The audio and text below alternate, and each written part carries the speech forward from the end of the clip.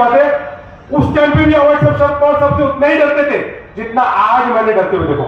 मेरी बेटी हाल ही में बोली कि मैं अवॉइड सब पवार साहब के साथ खड़े थे तो सामने भी खड़े नहीं रह पाते, ऐसा कांप रहे, मतलब डर रहे। तो ठीक है, मुझे ऐसा लगता है मोहब्बत वाला डर है, रिस्पेक्ट का डर जिसको बोलते। उस वक्त साहब ने कुछ आबा को आनंद पटेल जी को बोला और फिर वो सारी चीज दिखाए तो वाहिद दूरअंदेशा देखो राष्ट्रीय नेता किसको बोलते, इसीलिए तो कहते जिसकी जितनी काबिलियत अल्लाह ने उसको उतना उरूज दिया, फिर उसको धर्म से मापा नहीं जाएगा कि वो ईमान वाला है कि गैर ईमान वाला। उसका पैमाना धर्म से नहीं किया जा सकता। अल्लाह ताला ने अगर आपने लोगों की खिदमत की है, आपने सलाहियत है, तो अल्लाह उस मुकाम पे पहुंचाएंगे जहां तुमको जाना चाहिए, फिर कोई भी दाता हो। उस वक्त उस राष्ट्रीय नेता की काबिलियत देखो, वो आए और उन्होंने सब देखा और उन्होंने अजीत कमेटा को बोला तुमको फैसिलिटी क्या दे रहे हो, तुम कंज्यूमर को क्या कर रहे हो? तो बोले सर वो लोग बिल नहीं पड़े। तो बोले 2 लाइन में उन्होंने बोला एक काम करो, पहले 3 से 6 महीने के अंदर उनको लोड शेडिंग 0 करो और फिर उनकी वो देखियो बिल की आता है कि नहीं, फिर 6 महीने बाद हम ऑफिस बैठेंगे। इतना ही बोल के वो 15 मिनट में डॉक्टर जितेंद्र आवाजी वहां मौजूद थे, सब बड़े नेता थे। शरद पवार साहब ने वो मीटिंग खत्म करी।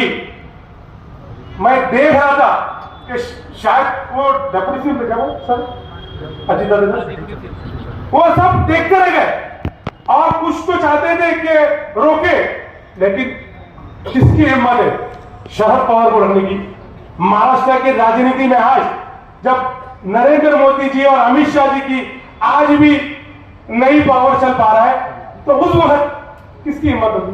पवार साहब जब एकदम फिट, आज भी उस बंदे से किसी की हिम्मत है महाराष्ट्र के सामने आने की कि एक ही लड़ाई है, एक ही दीवार है महाराष्ट्र में जो है शरद पवार। तो हमें उस वक्त मुमरा कौशल को लोड शेडिंग उस वक्त 0 हुई, उसका मुख्य देन जो थी शरद पवार जी।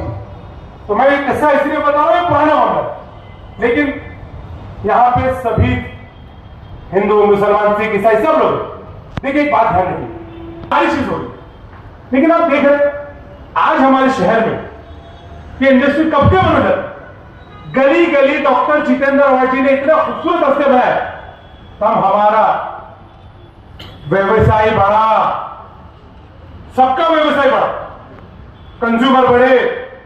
इस वक्त देश की जरूरत है भाईचारा।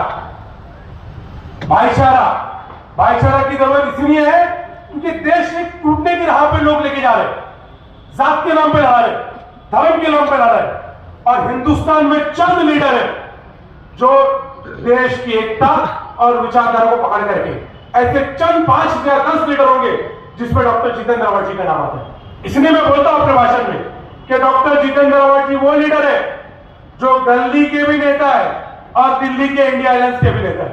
तो आज हमें फख्र है कि हमारे पास वो एमएलए है, वो लीडर है जो महाराष्ट्र के अंदर, देश के अंदर मुमरा की आवाज बोल सकते है कि नहीं?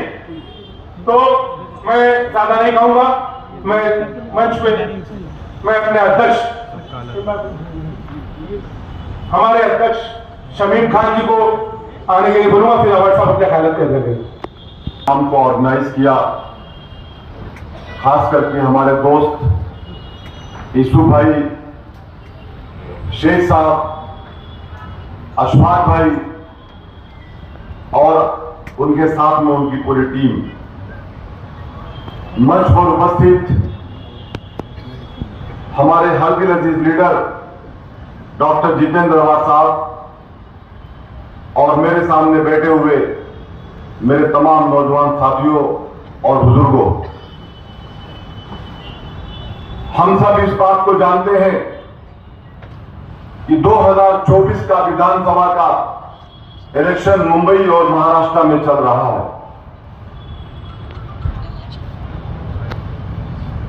अब से पहले 2009 में जब डॉक्टर जितेंद्र आवाज साहब आपके बीच में इलेक्शन लड़ने के लिए आए थे, तो तकरीबन 21,000 समथिंग वोटों से उन्होंने मुमरा कलवा से लीड किया था। उसके बाद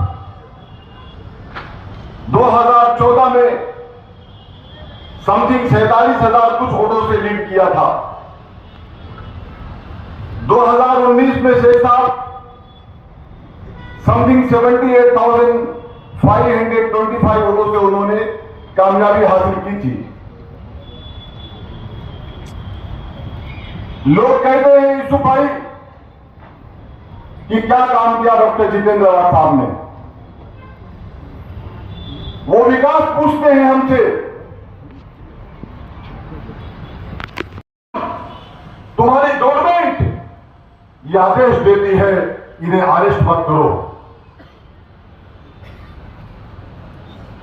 मैं यही कहना चाहता हूं कि आप उसकी बात करते हो, उस गवर्नमेंट की बात करते हो, आप जिस गवर्नमेंट के साथ में आपकी घड़ी अलायंस के साथ है, घड़ी के अंदर छुपा हुआ कमल का फूल है और मुमरा कलवा की आवाम आपको बता देगी कि कमल का फूल खत्म हो चुका है, अब उसमें खुशबू नहीं रह गई है, वो सड़ चुका है, उसको कोई अपने नजदीक खड़ा नहीं करेगा।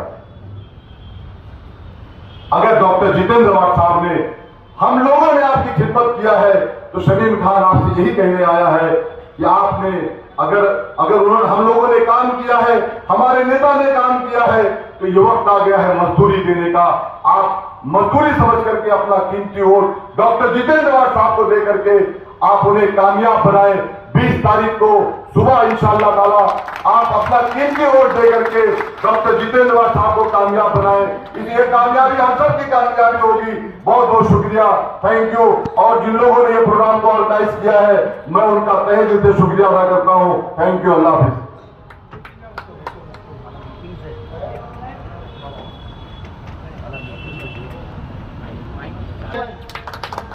आवाज साहब आगे बढ़ो।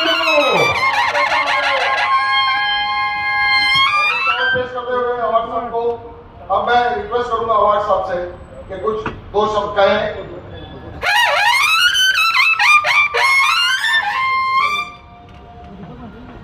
अवार्ड साहब ने यहाँ बहुत कुछ तरह की काम किए हैं, खास करके मैं बैक में जो लाइट ले गए उसका जवाब मैं हूँ।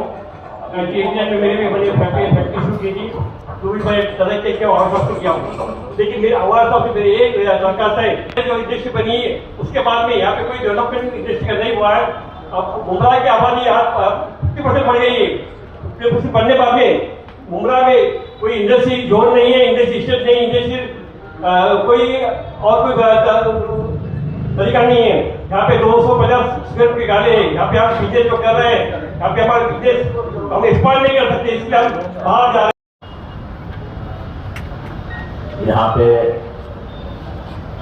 खड़े हुए यूसुफ बुखारी जी, शेख साहब, अशफाक भाई, सुनील भाई, मजीद भाई और महेश बहुत मेहनत कर रहा था, मुझे लगा था मीटिंग दिमाग कर रहा था, बहुत फास्ट है। पर ये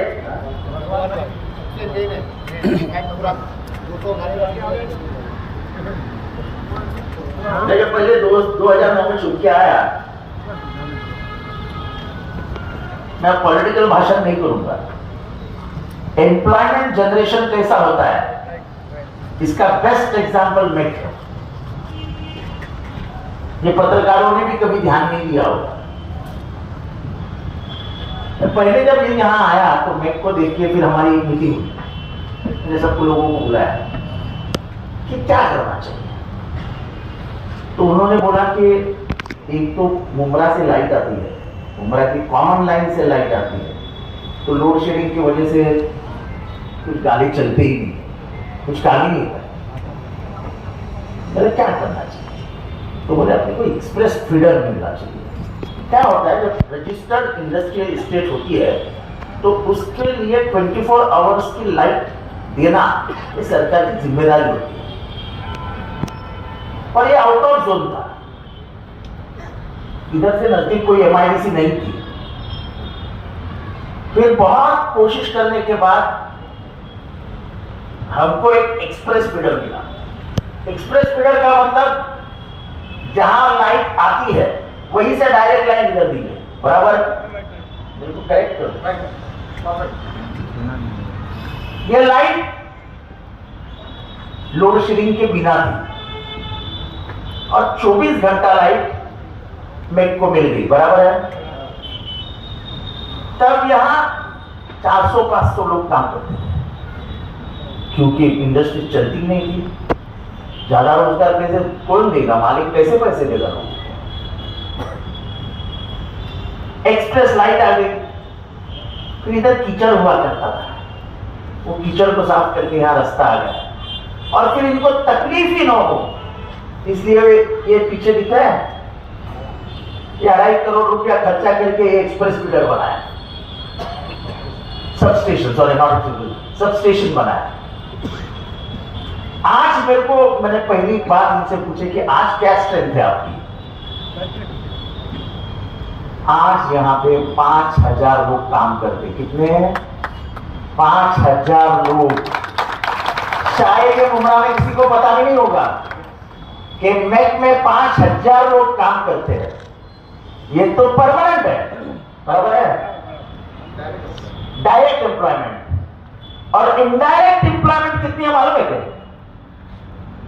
मालूम है?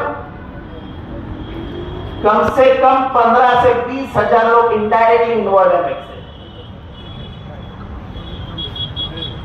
यानी 20,000 लोग इस मेक से कनेक्टेड है। जो गाड़ा 3, 4, 5 लाख लोग बेचने को तैयार हो गए थे, तो ये कुछ था ही नहीं, क्या आके करेंगे, कोई बायर नहीं था। 5 लाख 3 लाख में खरीदने वाला नहीं मिलता था। अब ऐसी हालत है कि 50 लाख रुपए दो तो भी कोई बेच के नहीं जाता है। बायर को हकार देते भाई चल, क्योंकि एक तो स्टेशन के नजदीक है। मेक का क्या है, अच्छा क्या है, स्टेशन के नजदीक है, रोड के पास है और अंदर के भी रोड अच्छे हैं। और यहाँ कोई यूनियन की दादागिरी, लेबर कॉन्ट्रैक्ट की दादागिरी जो और जगह पे चलती है, यहाँ पे कभी भी नहीं चलती है। मुझे मालूम था यहाँ पे एम्प्लॉयमेंट मिलती है, पर मैंने कभी भी नहीं बोला इन लोगों को कि मैं 10 लड़के भेज रहा हूँ उनको काम पे लगा दूं। मैं क्या बोला कभी आपको? मैं इसमें इंटरव्यू ही नहीं करता हूँ, आता ही नहीं। मेरा एक ही सपना था कि ये जोर से चलनी चाहिए। आज 20,000 लोगों का यहां रोजगार मिलना ये क्या कम है? अभी एक ऐसे ही इंडस्ट्री की जरूरत है। एक बड़ी जगह हमको लेनी पड़ेगी और ऐसी इंडस्ट्री फिर से और एक खड़ी करनी पड़ेगी, क्योंकि मुमरा इज फेमस फॉर जड़ी बूटी का काम, हैंडीवर्क,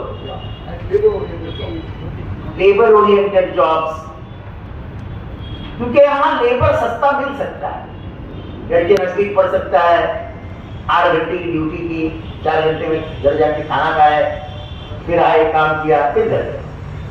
अब मुमरा के किसी भी एरिया से 15 मिनट का रास्ता है। तो ये मुमरा जो लोग बोलते हैं ना, क्या किया क्या किया क्या किया क्या किया, ये लोग क्या किया? ये यूसुफ भाई मेरे बहुत अजीज दोस्त हैं। बाहर के लेबर कॉन्ट्रैक्ट में क्या क्या होता देखा है आपने कभी? मालूम है? लेबर कॉन्ट्रैक्ट का पुणे में हफ्ते का हफ्ता रहता ना, एक्सटॉर्शन का सबसे बड़ा जरिया बन गया है। कम से कम 20 मर्डर हुए लेबर कॉन्ट्रैक्ट के। और यहाँ एक हफ्ते का सामने आमदार करा है, जो ये किधर से भी अंदर नहीं आया कि मेरे 10 लोग लगा लो। कभी भी इनको मेरे दरवाजे पे नहीं बुलाया कि क्या करते हो। मेरे हर आदमी को बोलो जितने गाले, कितने गाले? 200। मेरे 3 आदमी ले लो हर गाले में, 600 ऐसे ही लग जाते थे। पर इससे इंडस्ट्री का विकास नहीं होता, इंडस्ट्री मारी जाती है। आज इंडस्ट्री का विकास क्यों हो रहा है? मेहनत करने वाले लोग बैठे हैं, वो आते हैं, मेहनत करते हैं और चले जाते हैं। और फिर इनको भी प्रेशर नहीं है कि जितेंद्र आवाड़ का काम करना पड़ेगा। इनको मालूम है कब भी मुसीबत आई जितेंद्र आवाड़ की गल दबाव काम हो जाए। इस बात से मुझे खुशी है। ये इसको कहते हैं डेवलपमेंट। ये मुमरा में और करना पड़ेगा। जो हमारे बेकार नौजवान है जिनको नौकरियां नहीं है, उनको ये मैं बता देता हूं कि आप जरा मैक कंपनी में आइए, अपनी अर्जी लेके जाइए इनके पास, आपको कुछ ना कुछ लेबर वर्क मिल जाएगा। और मेरे ख्याल से पगार भी कुछ कम नहीं रहेंगे ना, क्योंकि ये इंडस्ट्रीज है ना, इसमें मिनिमम वेजेस एक्ट तो लगता ही होगा ना। मिनिमम वेजेस एक्ट के नीचे तो आप जा ही नहीं सकते।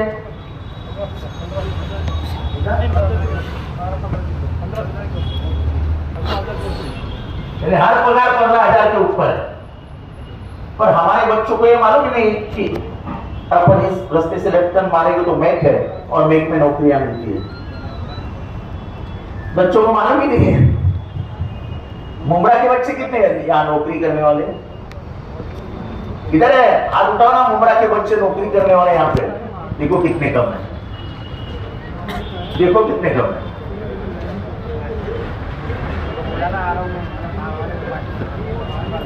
हमारे हाथ में नौकरियां हैं, लेकिन यहां पसीना बहाना पड़ता है। ये बात समझो, यहां पसीना बहाना पड़ता है।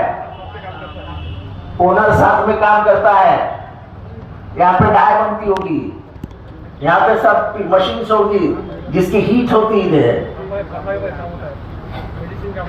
फार्मास्यूटिकल का काम होता है। मुझे ख्याल में मेरे अंदाज से वो ये भी बनता है ना आपके इधर गारमेंट्स, प्लास्टिक में तो बहुत गर्मी होती है। फिर आयरन रिलेटेड डाइस, अभी क्या क्या है वो छोड़ दो, कॉल सेंटर भी है। तो ये होता है डेवलपमेंट। आप लोगों ने ध्यान नहीं दिया कि मेरी गलती नहीं है, पर इसके बाद मैं मुमरा वालों से कह रहा हूं कि यहाँ एक अपन सब मालिक लोगों की एसोसिएशन बनाएंगे और उसको मुमरा वाले से कनेक्ट कर देंगे, तो पहली नौकरी मुमरा वालों को मिलेगी। स्थानिकाना नौकरियां दिया, ये महाराष्ट्र का जो स्लोगन है वो हम पूरा करें। और मेरिट, जिसका मेरिट है उसको पहली नौकरी दो। मैं ये नहीं कहूंगा कि वशीले के चट्टू ले लो, कुछ फायदा नहीं होता है। मेरिट है ले लो, पर मुमरा के बच्चों लोगों को पहली नौकरी, जो हो गया चलो। इसलिए मुझे बहुत फख्र है कि एक ऐसी इंडस्ट्री मैंने बचाई, उसको पाला, और आज वो बड़े अच्छे घरों को अब ये इंडस्ट्री बढ़ानी पड़ेगी। कि अभी जो 4,000 लोग काम करते, 5,000, हमको कोशिश ये करनी है कि एक इंडस्ट्री बना के 20,000 लोग काम करें। और 20,000 के ऊपर हमेशा इधर 5,000 अगर लोग काम करते डायरेक्ट, तो इनडायरेक्ट 15 से 20,000 है। अगर हम 500 करेंगे तो इनडायरेक्ट 15,000 करेंगे डायरेक्ट, तो इनडायरेक्ट 60,000 हो जाएंगे। क्या फिर कमी है अपने को? ये सोच चाहिए। यूसुफ तुम बोल मेरे को अभी क्या बोला कि ये और इंडस्ट्रीज हमको यहाँ पे खड़ी करनी है आपको। और जो माड़ा है, जो घर बनाता है, जो माड़ा is famous for housing development. तो अवार्ड साहब को मैं बोला कि सर आप मिनिस्टर बनने वाले हैं और आपको ये माड़ा इंडस्ट्री का खड़ा करना है और इंडस्ट्री खड़ी करनी है। यानी माड़ा में जो तुमने अच्छा काम किया है, वैसा अच्छा काम इधर करो तो ये बढ़ जाएगी। ये यूसुफ भाई का कहना है। यूसुफ भाई, मिनिस्ट्री तो हमारी गवर्नमेंट तो बन ही रही है, और मुझे इतना मालूम है कि शरद पवार जी पहले 5 में मुझे लेके आएंगे। कोई चिंता मत करो, जो मेरे हाथ में है फेंक दूंगा, बांट दूंगा सबको। मुझे खुद के लिए कुछ नहीं चाहिए, बहुत मिला दिया। किसी को भी नौकरी देना इससे बड़ी अच्छी बात कोई नहीं हो सकती, क्योंकि वो तनख्वाह जब घर पे लेके जाता है तो सबसे खुशी ज्यादा किसको होती है? माँ को, कि घर चलाने का कुछ जरिया मिल गया। और माँ की खुशी और उसकी खुशी एक बराबर है। तो हर घर में अगर खुशी जाती है तो मैं भी खुश। तो इधर ये पॉलिटिकल बात मुझे नहीं करनी है कि बीजेपी क्या कर रही है, वो क्या कर रही है, वो क्या कर रही है। बीजेपी कुछ नहीं कर रही है। आज जीडीपी है ना, आपको समझता है जीडीपी कितना गिरा है? जीडीपी पहली बार 13 के नीचे आ गया, 2.5 से गिर गया। अभी ये सब बातें यहां कहां समझाऊं?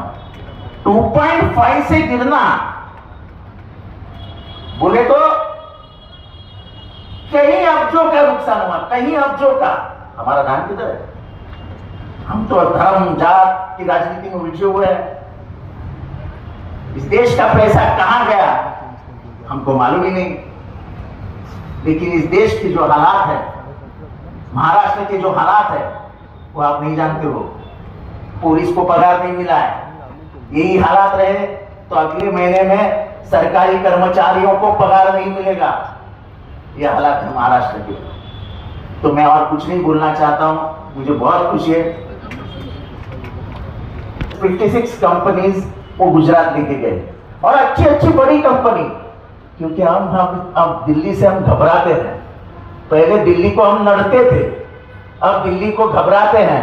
और इसलिए जी हुजूर, जी हुजूर, जी हुजूर, हमारा गवर्नमेंट लाओ, जी हुजूरी बंद हो जाएगी। जो 56 कंपनियां गई है वो वापस आएगी, और एम्प्लॉयमेंट बढ़ाने का काम हम जरूर करेंगे। गवर्नमेंट हमारी लाओ। इतना ही कहता हूं। आपने हर बार मुझे यहां पे चुना है, इस बार मेरी निशानी क्या है बताओ? बताओ बताओ, पीछे से बताओ, पीछे से। मेरी निशानी है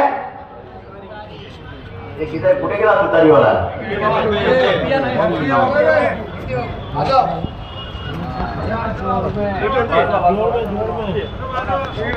इसी तरीकों की तमाम खबरों से जुड़े रहने के लिए सब्सक्राइब करें हमारे चैनल को। मैं असलम शेख जल्द हाजिर होऊंगा अगली न्यूज़ के साथ।